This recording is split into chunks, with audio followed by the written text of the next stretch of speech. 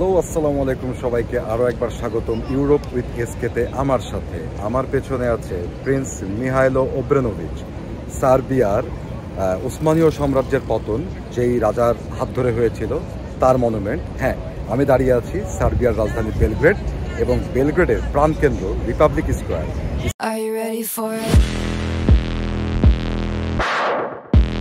তো আমি যেই জায়গাটিতে দাঁড়িয়ে আছি এই আশপাশকার জায়গাটি রিপাবলিক স্কোয়ার নামে পরিচিত সমগ্র সার্বিয়াতে, সারা বিশ্বে।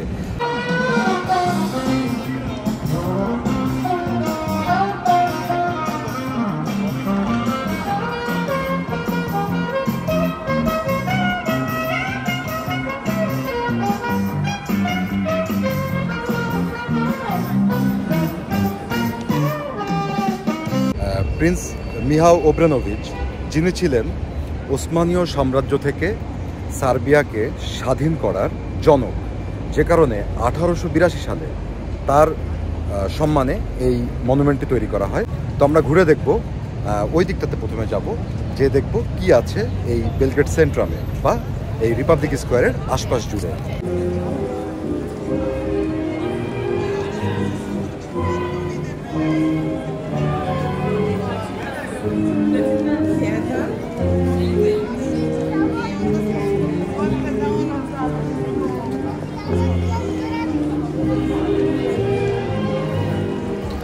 আজকের বেলগ্রেড হলো একটি প্রাণবন্ত আধুনিক শহর।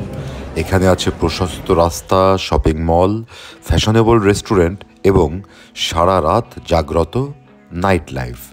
রিপাবলিক স্কোয়ার হলো শহরের কেন্দ্র, যেখানে মানুষ মিলে গল্প করে, অনুষ্ঠান হয় আর সমস্ত পর্যটকেরা ভিড় জমায়।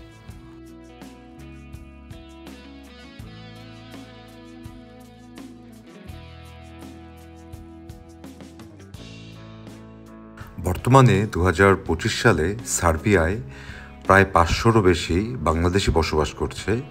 আর এই 2025 সালে প্রচুর সংখ্যক বাংলাদেশি প্রবাসী শ্রমিক হিসেবে সার্বিয়াতে আসতে ইচ্ছুক।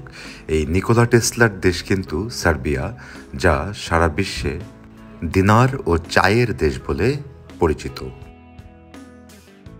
প্রচুর সংখ্যক রাশিয়ানরা সার্বিয়াতে বসবাস করে ব্যবসা ও কাজের জন্য।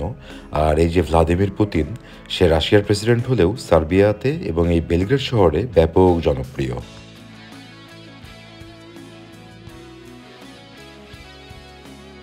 বেলগ্রেড মানেই হলো সাদা শহর। 7,000 বছরের পুরনো এই শহর ছিল রোমান, বাইজেন্টাইন, অটোমান আর অস্ট্রো হাঙ্গেরিয়ান সাম্রাজ্যের অংশ। এই বেলগ্রেডকে রাজধানী হিসেবে ঘোষণা করেছিল অটোমান শাসক বা তুর্কির ওসমানীয় শাসন আমলে। এখানেই সংগঠিত হয়েছে শতাধিক যুদ্ধ। তবুও এই শহর টিকে গিয়েছে, দাঁড়িয়ে আছে গর্বের সাথে।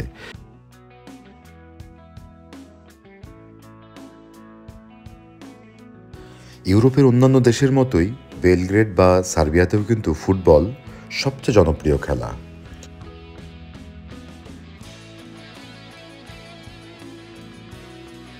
আর ইনাকে চেনেন তো, এল ক্লাসিকো, পাবলো এসকোবার। না, উনি কলম্বিয়ান হলেও এইখানে বেশ জনপ্রিয় অন্যান্য পৃথিবীর বিখ্যাত মানুষের ছবির সাথে ওনার ছবিটাও দেখা হয়ে গেল। আর এই যে জায়গাটি, এখানে বিশুদ্ধ পানি ঝর্ণার মতো করে পড়ছে। গরমে যদি তৃষ্ণা চাপে পর্যটকেরা সেই পানি পান করতে পারে। চলুন যাই ইস্কাদারলিয়াতে। এটা বেলগ্রেডের বোহেমিয়ান কোয়ার্টার। রাস্তার দুই পাশে পুরনো ইউরোপীয় ধাঁচের রেস্টুরেন্ট, লাইভ মিউজিক, লোকগান আর পাথরের রাস্তা। এখানে বসে মনে হবে আপনি যেন 1 শতাব্দী আগের বেলগ্রেডে ফিরে গেছেন।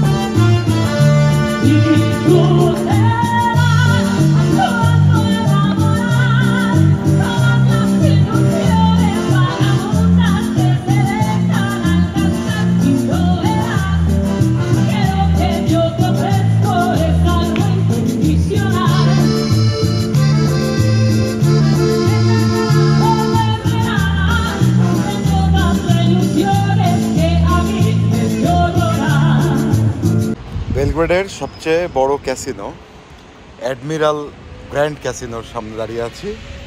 এটা শুধু বেলগ্রেড না, সার্বিয়ার সবচেয়ে বড় ক্যাসিনো। আমি সার্বিয়া নিয়ে করা আমার আগের ভিডিওগুলোতে কিন্তু আপনাদেরকে বলেছি যে সার্বিয়াতে প্রচুর মানুষ বেটিং বা জুয়া খেলার সাথে জড়িত। তারা যে কোনো স্পোর্টসের উপরে জুয়া খেলে, তারা লটারিতে জুয়া খেলে, আর ক্যাসিনো এখানে তো পপুলার হবেই।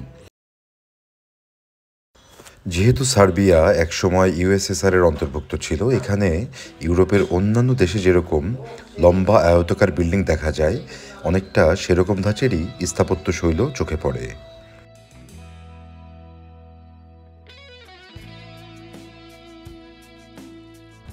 আজকের ভিডিওতে আমি আপনাদের নিয়ে যাব এই শহরের রাস্তায়, গলিতে, দুর্গে, গির্জায়, রেস্টুরেন্টে আর মানুষের জীবনে। 2 রাত 2 দিন আমার দেখা সার্বিয়ার রাজধানী বেলগ্রেড শহরের প্রতিটি অভিজ্ঞতা আমি চেষ্টা করব আমার এই ভিডিওটিতে শেয়ার করতে। ভিডিওটি একটু লম্বা হলেও সম্পূর্ণটি দেখার অনুরোধ করছি। আর ভালো লাগলে অবশ্যই লাইক করবেন, সাবস্ক্রাইব করে পাশে থাকবেন।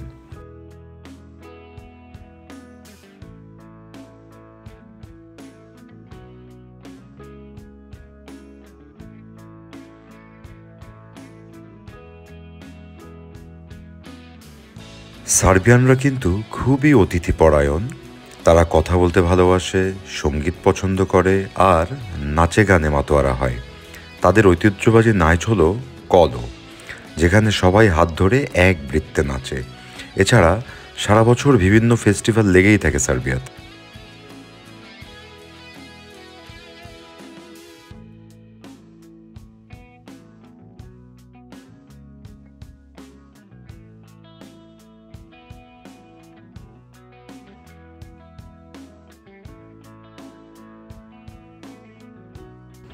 এটি বেলগ্রেডের ইয়ুথ সেন্টার, যেটা তরুণ প্রজন্মের জন্য একটা সেন্টার পয়েন্ট। আর এর সামনেই আমার চোখে পড়ল রাস্তায় ট্রাফিক জ্যাম।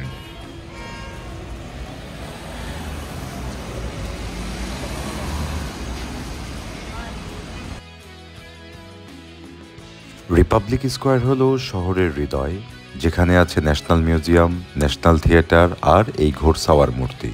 শপিংয়ের জন্য বিখ্যাত নেজ মিহালোভিয়া স্ট্রিট, যা পুরো ইউরোপের সবচেয়ে সুন্দর পেডেস্ট্রিয়ান রাস্তার মধ্যে অন্যতম।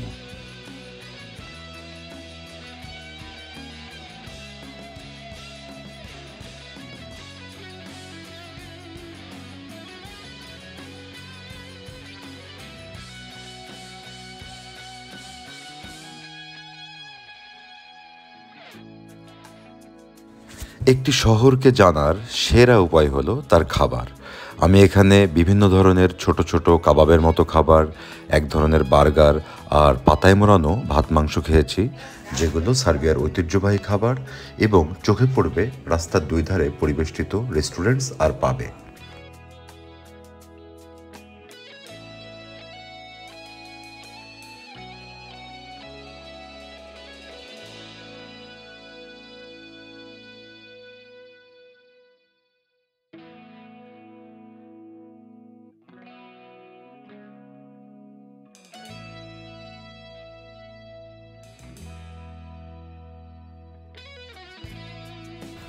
বেলগ্রেডকে বলা হয় the city that never sleeps. রাতে শহরের ব্রিজগুলো আলোয় ঝলমল করে ওঠে, নদীর ধারে ভাসমান ক্লাবগুলোতে সারা রাত মিউজিক চলে। আর আপনি যদি নাইট লাইফ পছন্দ করেন, তবে বেলগ্রেড আপনাকে হতাশ করবে না।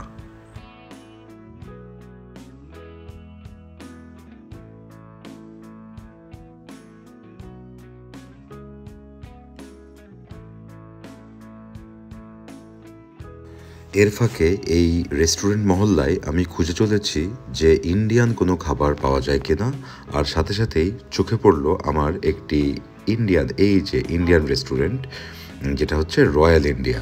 এখানে চলে গেলাম, বেশ দারুণ করে সাজিয়েছে। আমি আলহামদুলিল্লাহ খেয়ে নিলাম। রেস্টুরেন্টের মালিক একজন হায়দ্রাবাদি ভদ্রলোক এবং রেস্টুরেন্টটিকে সুন্দর করে সাজিয়েছে। সার্বিয়াতে আসবো আর মেক্সিতে যাব না, মেক্সি ছাড়া তো চলেই না, তো মেক্সিতে যাই দেখি। আজকের এই সুন্দর ভিডিওটি স্পন্সর করেছে মেক্সি কুরিয়ার, সার্বিয়ান একটি কোম্পানি। সার্বিয়াতে কুরিয়ার ডেলিভারি ওয়ার্কার হিসেবে যদি কেউ জব চান, তাহলে এই ওয়েবসাইটে যোগাযোগ করতে পারেন। বেলগ্রেডের সবচেয়ে ভালো দিক হচ্ছে এখানে শুধু সেন্ট্রাম যে তা না, রাস্তায় রাস্তায় প্রচুর রেস্টুরেন্ট, কফি খেতে পারেন, জুস খেতে পারেন। আর যে গরম, এদের জুসগুলো বেশ ফ্রেশ। ইভেন এত রেস্টুরেন্টস আমি ইউরোপের কোনো দেশে এভাবে দেখি নাই। পুরো বেলগ্রেড জুড়ে খালি রেস্টুরেন্টস, পাব, জুস বার। বেশ ভালো লাগলো। তো প্রচণ্ড গরম পড়ছে, দুপুর 1:30 বাজে। হাঁটতে হাঁটতে হঠাৎ ভাবলাম যে কোথাও বসে একটু জুস খাই, এবং সামারে আমার চেহারা এমনি কালো, আরও কালো হয়ে গেছে।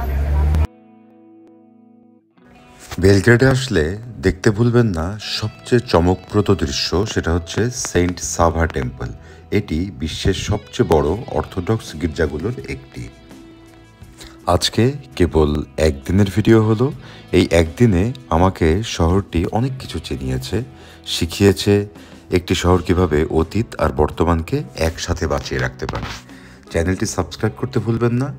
নেক্সট ভিডিওতে আমি দেখাবো আমার দ্বিতীয় দিনের বেলগ্রেড ভ্রমণ। সার্বিয়া নিয়ে আরও অনেক কথা আপনাদেরকে বলবো, হয়তো ভালো কিছু ইনফরমেশন পেতে পারেন।